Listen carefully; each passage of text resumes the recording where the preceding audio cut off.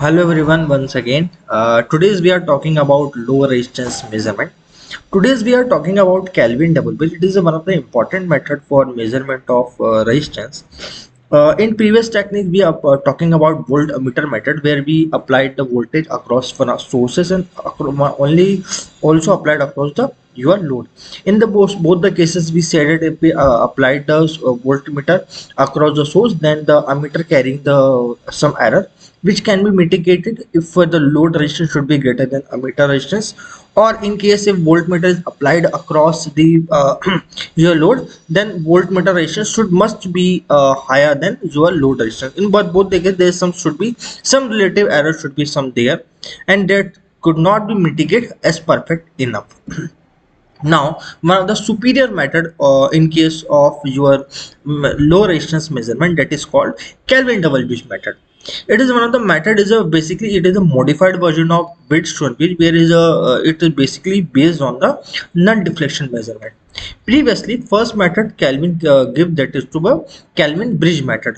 It was suggested that it based on the Bridgestone bridge method of balancing, where the load resistance, where some of the resistance should be variable, which will such that it provides some equation that PQ upon RS should be equal when current between the mid branch should be zero. So always galvanometer indicate the zero detections. But there should be some modification given the Kelvin doublet, which will be responding and see as an analysis in this particular lecture. So what it will do, firstly we have to find the some unknown resistance. So it should be a some Kelvin bridge circuit method. It is a basic circuit like your Bridgestone bridge, but major error what I say in previous lecture also, the your leading contacts, like if P resistance should be there and R resistance should be there. There should be some resistance. There should be wire that connect both P and R resistance.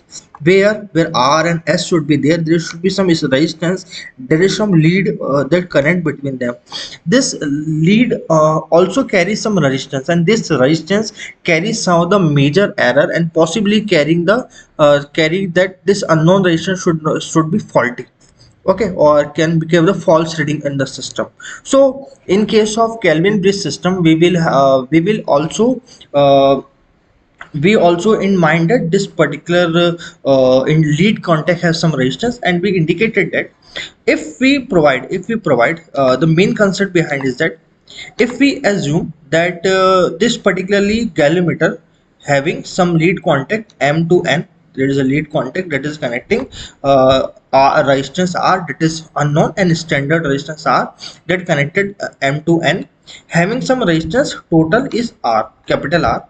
And if we if we pointing out galvanometer connection should be a point at a point D, such that the value of R1 and R2 such that it balance the overall overall equilibrium and manage that P upon R is equal to Q upon S, such that which can be balanced.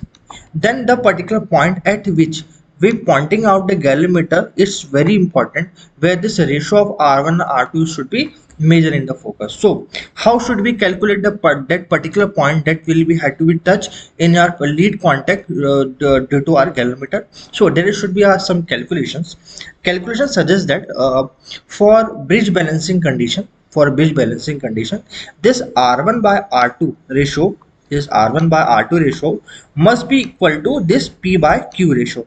So we suggested that R1 R2 ratio is equal to P by Q ratio.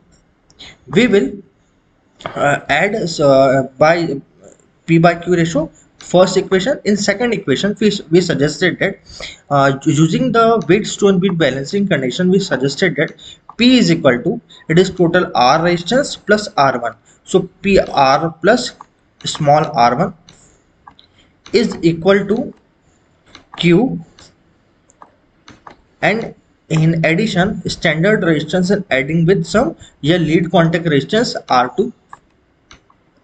It should be like that. It should be like that. Now from equation 1, if we add some R2 resistance in the R1 resistance in denominator, then P can be added in denominator, then R1 is equal to P by Q. It will, from this equation, if we solve further, it will suggest it that as I said previously, r1 plus r2 is equal to small r. Okay, so p upon p plus q is equal to r. In same way, we can suggest it that r2 value can be equal to q upon p plus q. Both this value r1 and this value of r2 can be put in above equation. If we put the both value of r1 and r2, we will getting the equation that this particular capital R, that should be our unknown resistance, can be equal to p by q upon s. But one of the disadvantage of this particular method is implementation. How you particular suggest, how you basically as a touching point indication, the accuracy is very less. So Kelvin suggests another method is called Kelvin double, which one of the important thing disadvantage that for implementation purposes, how you know that particular lead that connect that on that particular lead contact having the same ratio as R1 and R2 equal to P by Q. So this inaccuracy and its further way hit and trial method should be there for basically P by Q equal to R1 to R2 ratio. So by going toward the hit and trial method for a Kelvin bridge method, Kelvin double bridge method implemented, you should assume if you should have to be put some two resistance P and Q in in series with galvanometer, such that they will as R1 and R2 forming some type of ratio with respect to P by Q, some smaller P and smaller Q are been adding in the arm, like this galvanometer is there with respect to F, we add a particularly arm resistance P in addition with the your unknown resistance Rx, and we adding some small resistance Q, such that it will be in addition to the standard resistance. The lead contact should be there, we does not been touch this, we only consider this as a fixed resistance R having some small value of resistance. Now only we have our target in this Kelvin double bridge, that we have to be wanted our particular ratio P by small p is equal to capital Q upon small q equal. If this condition should be there, if this condition should be balanced, then our unknown resistance R can be made as a equations as a your Wheatstone bridge.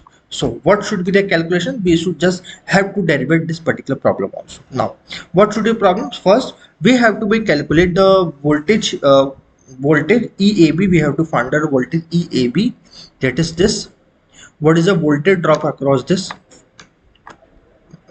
method? So if we voltage we apply the total voltage E, and we assume the galvanometer the bridge should be balanced as P capital P upon small p, and capital P upon small q should be equal, and we assume the galvanometer having the null deflection. If we assume null deflection, then this P and capital Q are in the series, then there should be voltage drop between this particular P and Q, they're in series in much. So we apply the voltage divider rule and apply that capital P is equal to divide the P plus Q upon EAC, that is the total voltage we applied, is should be divided.